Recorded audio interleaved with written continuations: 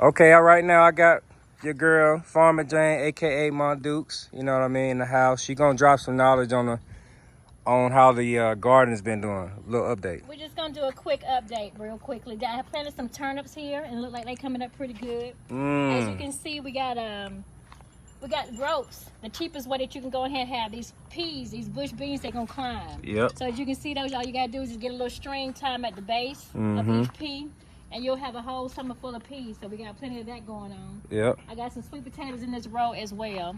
That's Sweet potatoes. Let me see. It's going down here.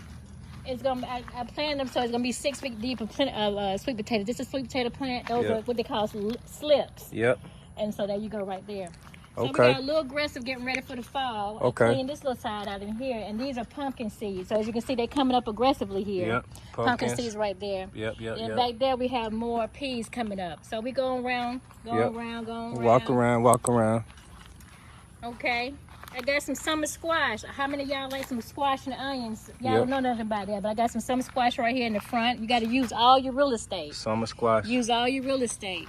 Yep. We're gonna go ahead and look at this cantaloupe. Look, I got a cantaloupe, and this one that grew pretty big, so I had to put it in a bag. And I got another one growing right here. So, Nice. you got to keep them pruned so that way that all the energy from the sun to go straight to the fruit that's growing right now. Okay. Okay.